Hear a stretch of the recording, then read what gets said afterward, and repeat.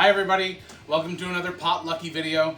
Today we are going to be making ultimate banana bread. And what's ultimate about it is the amount of banana that we're actually going to get into this bread. Normally in a banana bread you'll find that they'll call for about 3 bananas. Now, I mean, that's a considerable amount of banana. In this banana bread recipe we're going to be using 6. And the way that we're going to get there is by boiling these down pretty much. Bananas are laden with a lot of water weight, and what we want to do is get that out of them. And the perfect usage for frozen bananas and heavily brown speckled bananas. So we're going to be using 6 of these bananas. I have 3 frozen. I have 3 of these nice brown ones that are just about to turn. And what we're going to do is we're going to extract a bunch of liquid from them. And the way that we're going to do that is using the microwave, because the microwave is going to help not only defrost these, but also break down the insides of these to make sure that they release a lot of liquid. We're going to get probably about a cup, and then we're going to boil it down to about a quarter of a cup.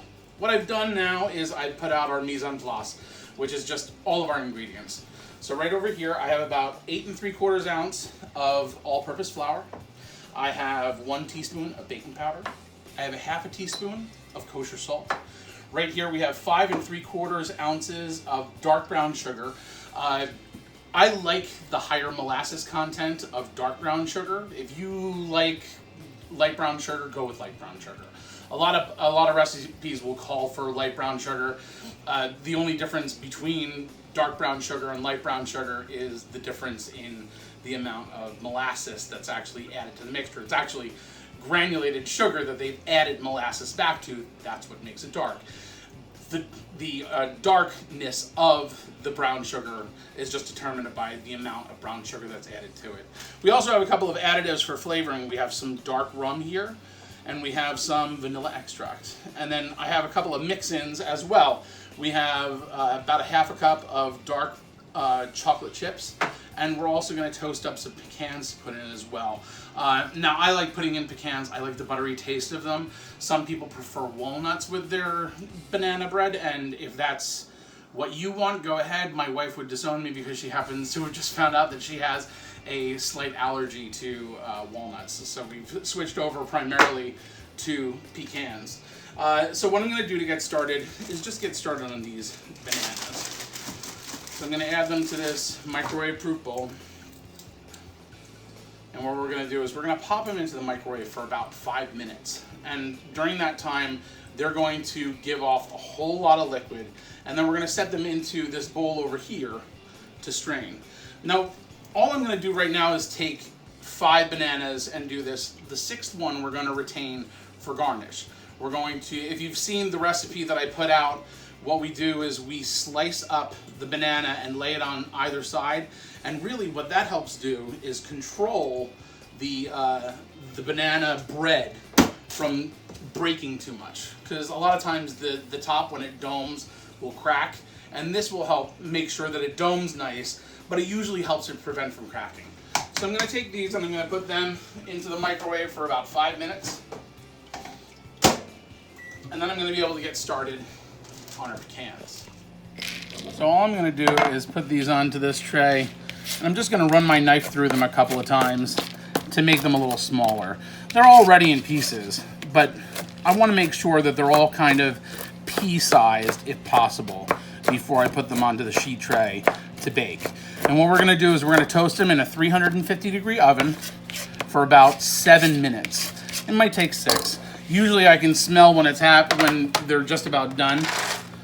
So anywhere from 6 to 7 minutes, just make sure that these are all out on a single tray, and we'll just pop those into the oven.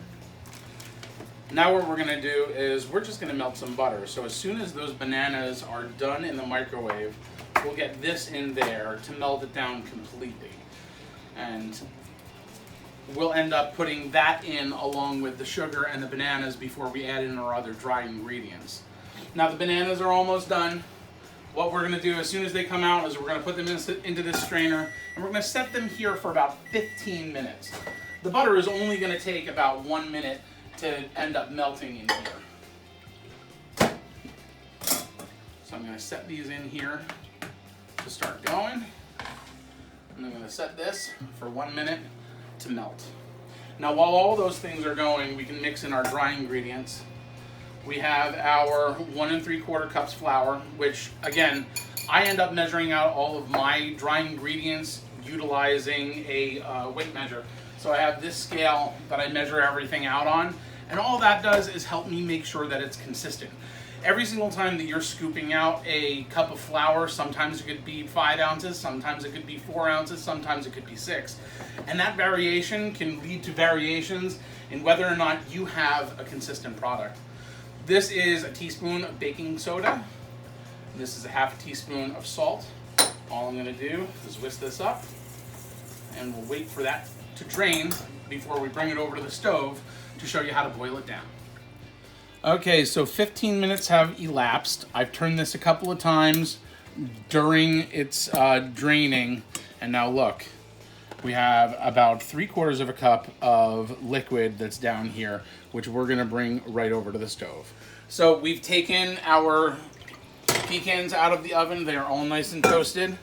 We're gonna turn this to high, and we're gonna reduce this to about 1/4 cup because we want to pretty much boil it down to a syrup before we add it to the rest of the mixture. So that's gonna take about 5 minutes to get it to there. I put it into such a large saucepan so that it would spread out amongst the bottom and just take less time to evaporate, because when you increase the amount of surface area on it, it'll allow for the evaporation even that much quicker. Okay, it's been about 5 minutes, and this has really boiled down. You can see that that a lot of the liquid has escaped from it. I'm just going to turn off the heat, and this has gotten down to probably about, as soon as all the bubbles subside, it'll probably be about 1/4 of a cup of liquid left. Now all we're going to do is add that back into the mixture, and we'll be able to start going. I'm just going to scrape this mixture right back into the bananas. It smells so fragrant in here. I mean, the entire place is just permeated with this banana perfume.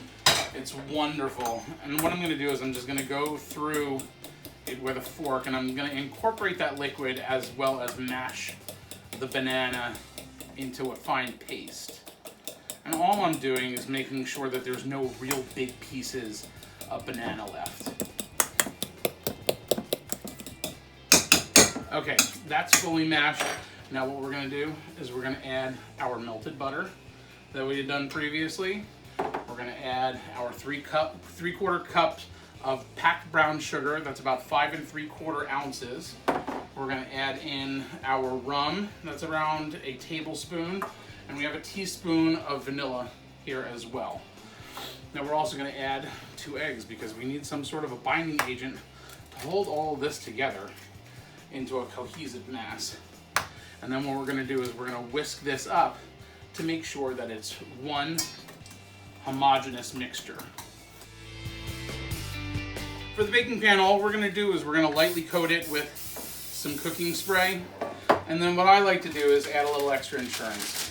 I line the inside with a bit of parchment paper and just line the insides, press it into the corners to make sure that I create a sling. Because as soon as I pull it out, I'm going to want to be able to lift it out of the pan, and this is going to help.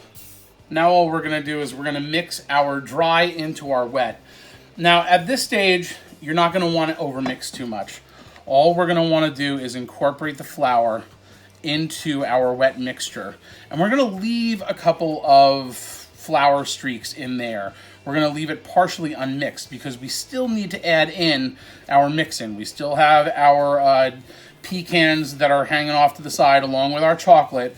And before we add that in, we'll want to make sure that this is pretty much almost ready to go.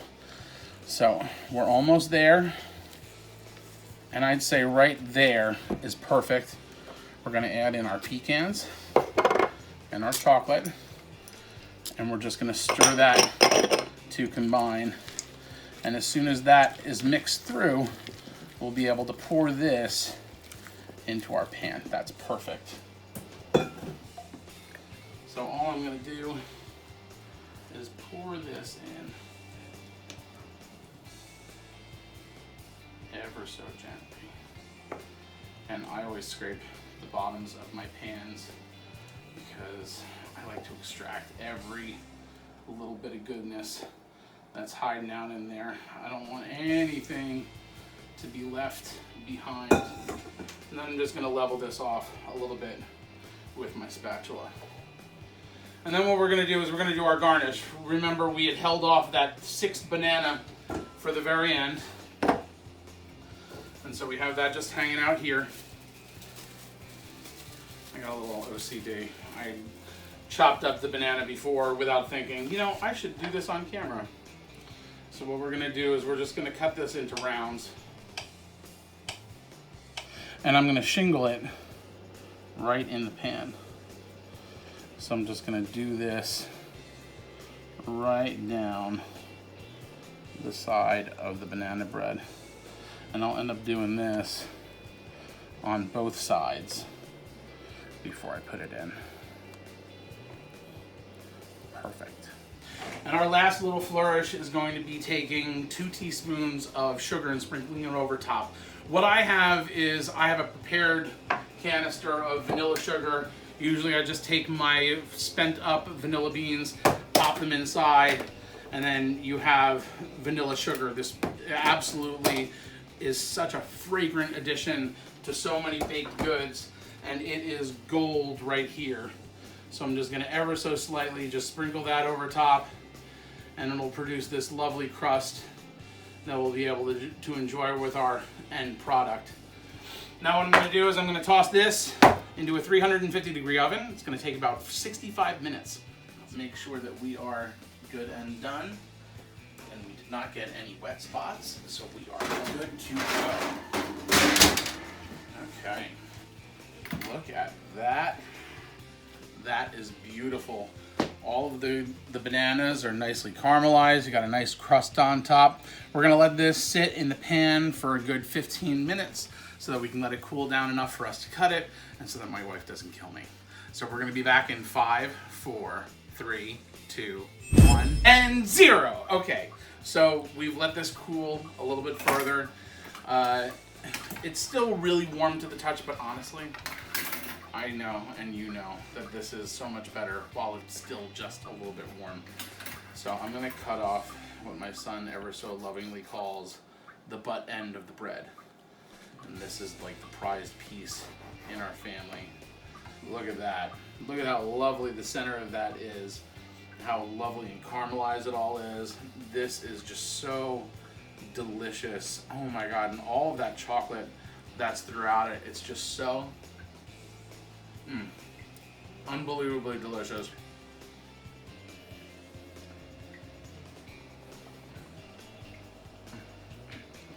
It's just so good. Do yourself a favor.